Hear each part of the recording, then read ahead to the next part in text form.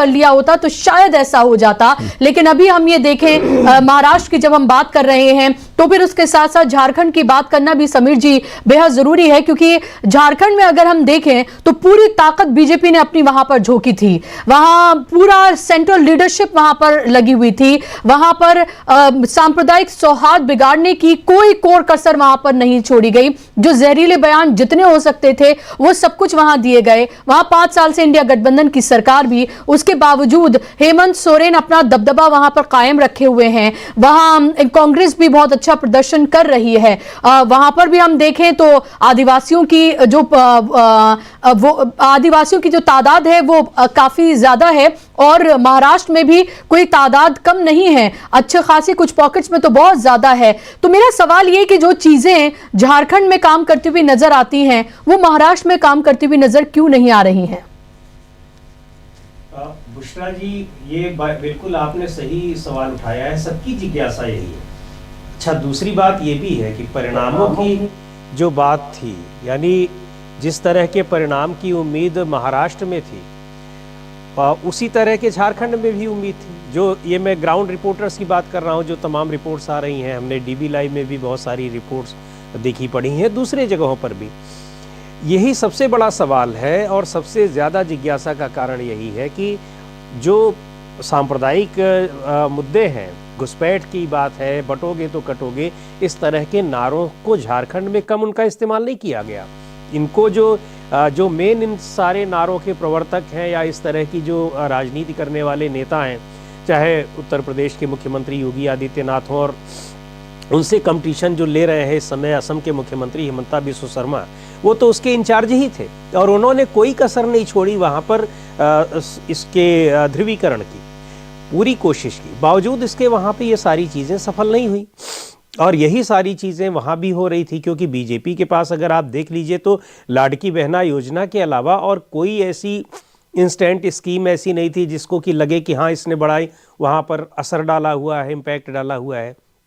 या फिर जो सरकार का कामकाज था 2.5 साल का, जिस तरह से सरकार बनी थी उसको लेकर तो वहाँ नाराज़गी क्या बल्कि गुस्सा था लोगों में। उस गुस्से का इजहार भी किया लोगों ने लोकसभा चुनाव में जो परिणाम आए एनडीए के पक्ष में, एनडीए के अगेंस्ट। लेकिन ये सारी चीज़ें होने के बावजूद और ग्राउंड पर कोई चीज़ ऐसी दिख भी नहीं रही है कि कोई ऐसी वेव चल रही है, इसके बावजूद ये परिणाम अगर आ रहा है तो इसीलिए जो ये पूरी की पूरी प्रक्रिया है, चुनावी प्रक्रिया, इसको लेकर संदेह इसीलिए पैदा हो रहा है। राजनीतिक दल करेंगे, अब संजय राउत कह रहे हैं कि तकनीकी चीज़ें हैं, उनके अपने दावे अलग हो सकते हैं, लेकिन हमारा या आपका जानना, जिसने बहुत करीब से देखा चुनाव को, जिसने तमाम लोगों से बातचीत की, रिपोर्ट्स पढ़ी, सारी चीज़ों को लगातार ऑब्जर्व करते रहे और यहाँ तक कि जो एग्ज़िट पोल्स भी आए, और मैं सारे एग्ज़िट पोल्स की बात कर रहा हूँ क्योंकि कुछ में इंडिया को दिखा रहे थे, कुछ में एनडीए को दिखा रहे थे, लेकिन इस तरह की जो मेजॉरिटी लाने जा रही है, एनडीए गठबंधन लाने जा रहा है, उसकी कल्पना किसी ने नहीं की थी। भारतीय जनता पार्टी के लोगों ने भी उसकी कल्पना नहीं की थी। तो ये चुनावी प्रक्रिया पर, इस पर निश्चित तौर पर सवाल उठते हैं, बिल्कुल उसी तरह से जैसे हरियाणा पर उठ रहे थे। और दूसरी बात ये है कि ये बहुत साफ सी बात है कि अभी जो देख रहे थे 81-82% का strike rate Bharatiya Janata party का दिख रहा है, 71-72 का स्ट्राइक रेट शिवसेना एकनाथ शिंदे का दिख रहा है, और लगभग ऐसे 60-65 का स्ट्राइक रेट या उसी के करीब अजीत पवार की एनसीपी का दिख रहा है। ये स्ट्राइक रेट अगर इस तरह का माहौल कहीं दिखाई पड़ता है चुनाव का, वो आपको दिखने लगता है, कोई भी व्यक्ति वहाँ पर चाहे चुनाव कवर करने जा रहा हो या वहाँ से जो रिपोर्ट्स आ रही हों या वहाँ पर जो तमाम सर्वे हो रहे हों, यहाँ तक कि बहुत ही जो क्रेडिबल सर्वे माने जाते हैं उनमें भी ये कहा गया था, उनका मैं जिक्र अगर करूँ, उल्लेख करूँ कि 4% की वोटों की बढ़ोतरी मिल सकती है एनडीए को, और बहुत टफ फाइट है, लेकिन स्लाइट मेजॉरिटी के साथ वहाँ पर एनडीए की सरकार बन सकती है। लेकिन ये चीज़ अगर दिख रही होती कि ऐसे जीतने जा रही है, 149 सीट पर लड़ रही है और 130 सीट वो जीत रही है, ऐसी लहर अगर दिखाई पड़ रही होती तो मतलब अगर ऐसी लहर चल रही होती तो वो दिखाई पड़ रही होती, किसी को नहीं दिख रही थी, भारतीय जनता पार्टी के नेताओं को नहीं दिख रही थी। और भारतीय जनता पार्टी के उन नेताओं को जो बहुत इस प्रक्रिया में गहराई से जुड़े हुए थे, जो उस प्रक्रिया मतलब उस पूरे सिस्टम का हिस्सा थे, ऐसे लोगों से भी बातचीत होती रही। तो इस तरह का, हालांकि वो पार्टी के नेता हैं, वो तो दावा करेंगे, लेकिन ऑफ द रिकॉर्ड बातचीत में बहुत सारी सही बातें भी बताते हैं, क्योंकि हम लोगों को भी इसीलिए तमाम वो सोर्सेस से बहुत सारी चीज़ें पता चलती हैं। तो इस तरह का दावा या इस तरह की उम्मीद उनको भी नहीं थी। अगर किसी को नहीं थी और ग्राउंड पर वो लहर दिख भी नहीं रही थी किसी को, फिर भी वो लहर चल रही है। और दूसरी ओर इन्हीं मुद्दों पर एक दूसरे राज्य में वो सारे मुद्दे वहाँ पर बिल्कुल फ्लॉप होते दिखाई पड़ रहे हैं। तो क्या माना जाए इसको? तो ये तो नहीं माना जाएगा कि जनता 288 सीटों पर, वहाँ पर इतनी तादाद में इतना बड़ा राज्य है, वहाँ की जनता इतना साइलेंट होकर वोट कर देगी कि किसी को कानो कान खबर नहीं होगी। बहुत आश्चर्य वाली बात है ये। बहुत आश्चर्य वाली बात है। आश्चर्य लग रहा है कि जैसे इस पूरे चुनावी प्रोसेस का हिस्सा सा हो गया है, क्योंकि लोकसभा चुनाव के बाद जब ये लगा कि 240 पर भारतीय जनता पार्टी सिमट गई, उसके बाद हरियाणा के, जम्मू कश्मीर के चुनाव होते हैं। हरियाणा में जो कुछ होता है उसका तो किसी ने अपने ख्वाब में भी उसकी कल्पना नहीं की होगी जो वहां पर हुआ, और अब महाराष्ट्र में भी लगभग उसी तरह की तस्वीर। तो आश्चर्य जो है इस पूरी चुनावी प्रक्रिया के साथ एक जुड़ गया है ये शब्द। अमलेंदु जी, अब तो बिल्कुल वैसा हो रहा है जैसे बीजेपी ने अपने हाथ से सब कुछ लिखा हो और बस उस पर सिग्नेचर भी कर दिया हो, मोहर भी लगा दी हो, और बिल्कुल वैसा ही हो रहा है। या उसमें भी वो चाहती हो कि भाई नहीं, 1-2 सीटें और हम कम कर सकते हैं, वरना लोगों को बिल्कुल सब कुछ साफ साफ जो है पता चल जाएगा। क्योंकि 129 सीटों पर अगर बीजेपी आगे चल रही है तो, और इसमें से कई सीटें अब वो जीत भी गई होगी।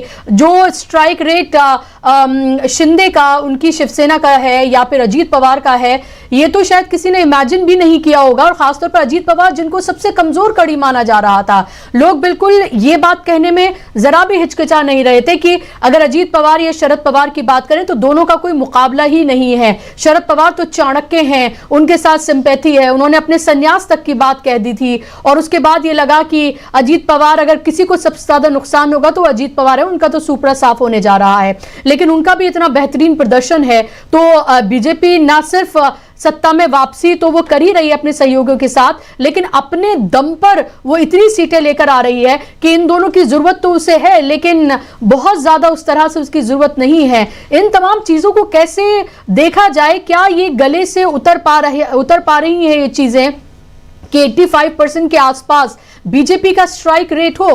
क्योंकि क्या फिर लोग ये भी कह सकते हैं कि अगर आप ये मान रही हैं कि मैया सम्मान योजना अगर वहां काम कर सकती है तो फिर लाडली बहना योजना महाराष्ट्र में भी काम कर सकती है?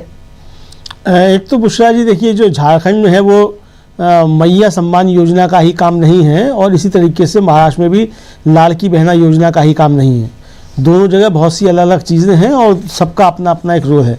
लेकिन मुझे लगता है कि आरएसएस को माफ़ी मांगनी चाहिए अजीत पवार से, क्योंकि आरएसएस ने बहुत ऊधम काटा था लोकसभा चुनाव के बाद, और लोकसभा चुनाव में महाराष्ट्र में एनडीए की हार के लिए अजीत पवार को दोषी ठहराया था। उनके तमाम मुखपत्रों ने, रतन शारदा उनके बड़े आइडियोलॉग हैं, उन्होंने बाकायदा ऑर्गेनाइजर में पत्र लेख लिखा और उसके लिए अजीत पवार को दोषी ठहराया।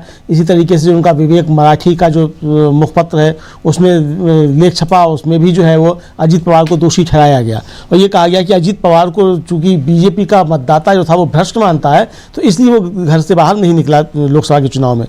अगर वही मतदाता जो लोकसभा चुनाव में था और जो अजीत पवार को भ्रष्ट मानना था, तो क्या आज उसने विधानसभा चुनाव में अजीत पवार को पवित्र मान लिया और अब अजीत पवार के लिए निकल पड़ा?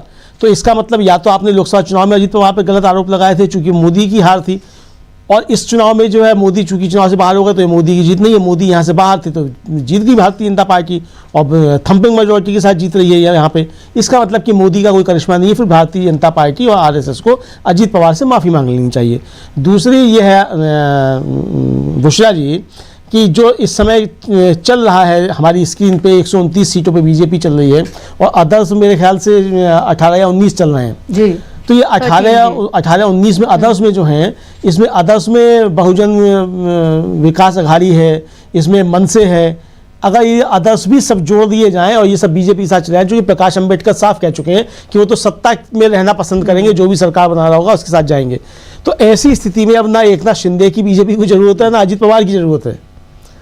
अगर ये 18 में से मान लिया अगर 2 समाजवादी पार्टी के आ रहे हैं वो अलग अलग कर दिए जाएँ 18 में से, तो उसके बाद भी 16 बचते हैं। तो 16 अगर बीजेपी के साथ चले जाते हैं तो बीजेपी को फिर ना एकनाथ शिंदे की आवश्यकता है और ना अजीत पवार की आवश्यकता है। और इंडिया गठबंधन के साथ जिस तरीके के अब रिश्ते बन गए तो ऐसे में इनके दोनों के पास अब वहाँ वापसी का भी कोई रास्ता नहीं बचता है। तो यानी एक तरीके से भारतीय जनता पार्टी ने जो असली खेल किया है वो अजीत पवार और एकनाथ शिंदे के साथ किया है। महाविकास अघाड़ी के साथ तो जो है वो तो किया ही है।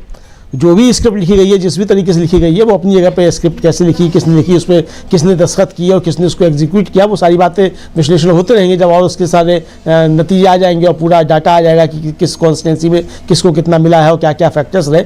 लेकिन कुल मिलाकर इस समय जो लगता है वो यही है कि अभी जो खेल बाकी है जो वो अभी एकनाथ शिंदे और अजीत पवार के साथ खेल बाकी है। देखना ये होगा कि अजीत पवार और एकनाथ शिंदे बीजेपी की सरकार में मंत्री भी बन पाते हैं कि नहीं बन पाते हैं। मुख्यमंत्री पद की तो छोड़ ही दीजिए, जो कल तक जो पोस्टर लग रहे थे वो पोस्टर उतरना शुरू हो गए, फटना शुरू हो गए एकनाथ शिंदे और अजीत पवार के कि मुख्यमंत्री इनको बनना है। तो अब जो खेल है वो बीजेपी के अंदर अब होगा।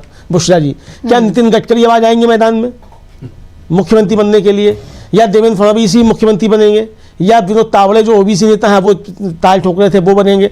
बहुत सारी चीज़ें अब वहाँ अंदर अंदर शुरू हो गई हैं। लेकिन फिलहाल ये लग रहा है कि पहली दौड़ में फडणवीस जो आगे दिखाई पड़ते हैं। लेकिन क्या अमित शाह फडणवीस को बनने देंगे? क्या योगी आदित्यनाथ और हेमंता बिस्वा शर्मा चाहेंगे कि देवेंद्र फडणवीस जो है वो महाराष्ट्र के मुख्यमंत्री बन जाएं, ताकि एक जो है प्रतिद्वंदी जो है वो योगी आदित्यनाथ और हेमंता बिस्वा शर्मा का तैयार हो जाए महाराष्ट्र से, जो राष्ट्रीय राजनीति में चीज़ होनी है। तो बहुत सारे खेल अभी बीजेपी के अंदर बाकी हैं। फिलहाल बीजेपी ने एक तरीके से कहा जाए वो एकनाथ शिंदे और अजीत पवार के साथ बहुत बड़ा खेल कर दिया है।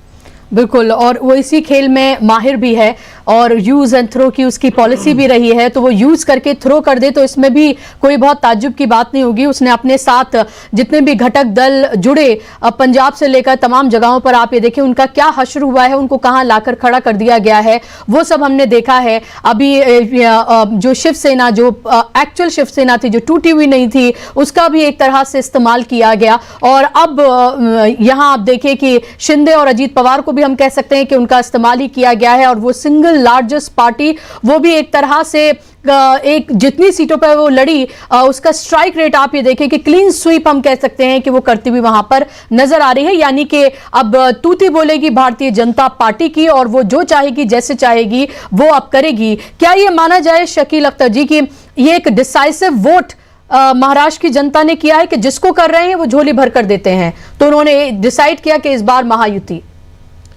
नहीं, जनता ने तो एक झोंक में वोट किया है और जनता ने कितना किया है, कितना मैनिपुलेट हुआ है, आज की तारीख में ये कहना भी बहुत मुश्किल है।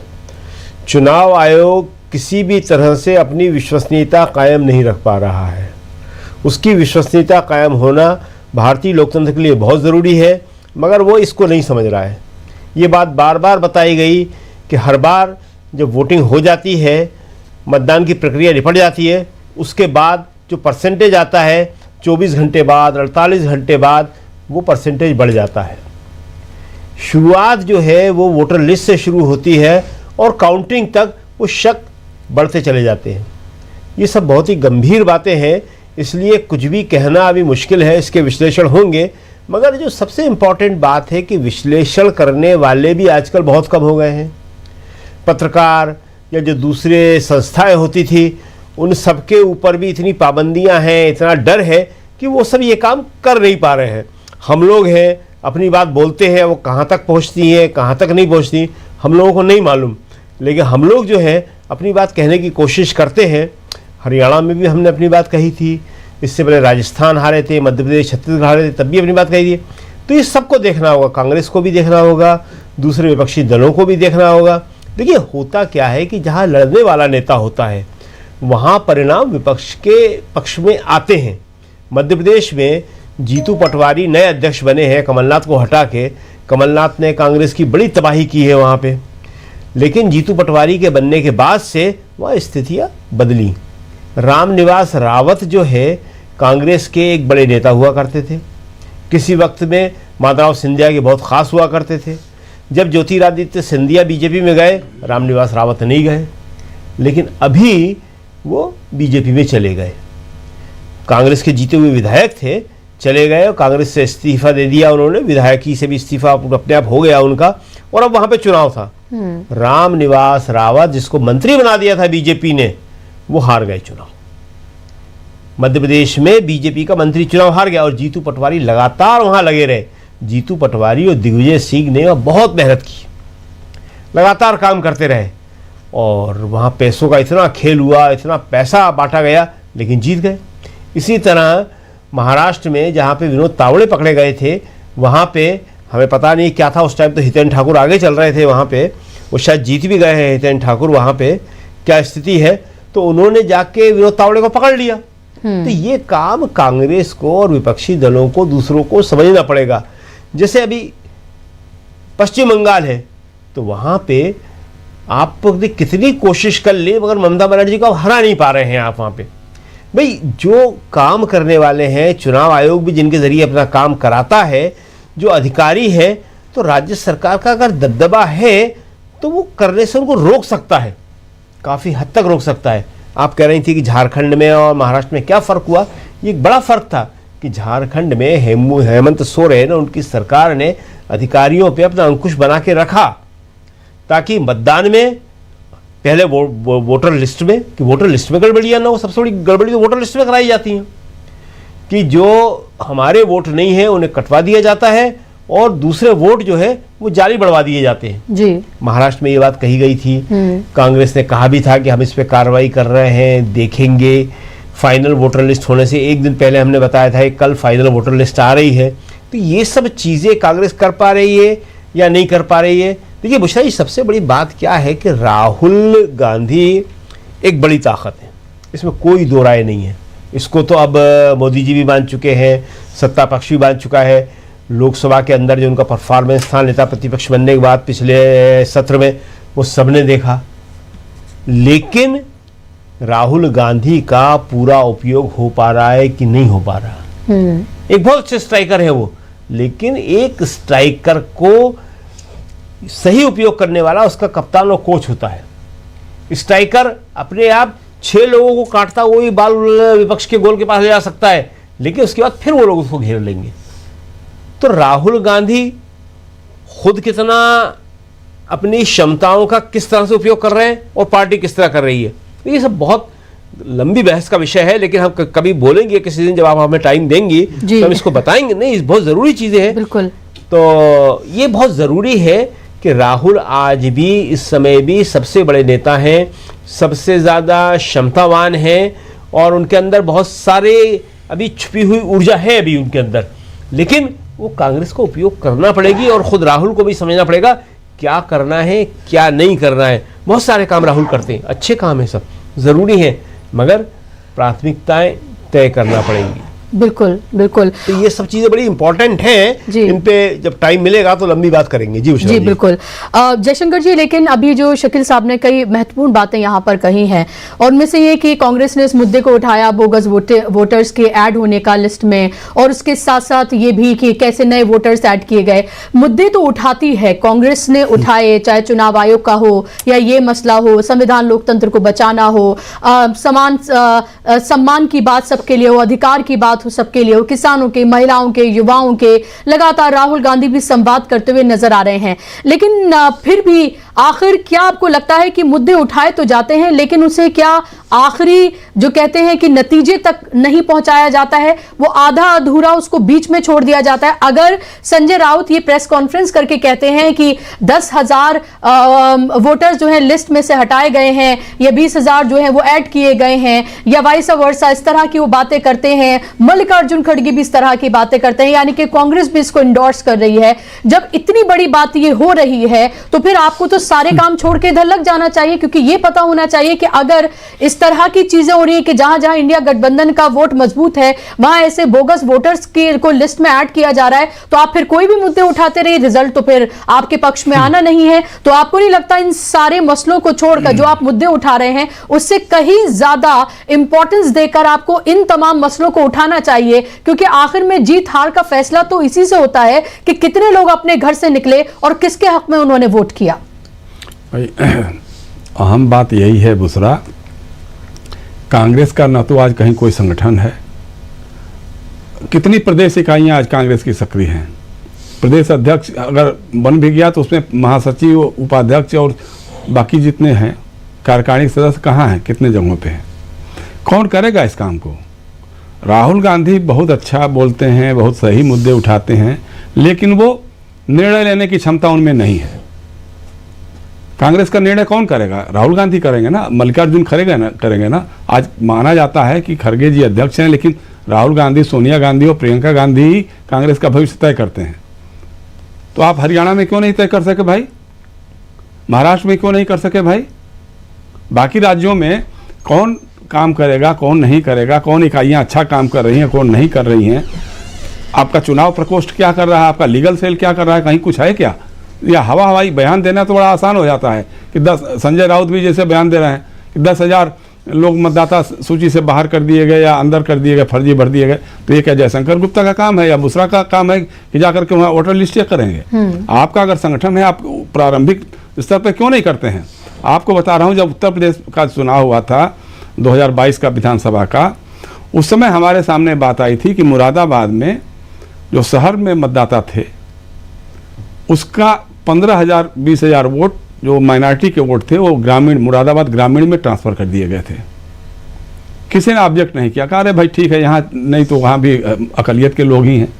जब नतीजे आए तो पता लगा कि मुरादाबाद सीट आप हार गए, समाजवादी पार्टी हार गई, और ग्रामीण वाली सीट जो 10,000 से जीते थे वो 25,000 से जीत गए, जबकि दोनों सीटें आप जीत सकते थे। तो आपने उस समय ऑब्जेक्ट नहीं किया। देखिए मैं आपसे बता रहा हूँ, हमने चूंकि बहुत बचपन से राजनीति में, चूंकि हमारे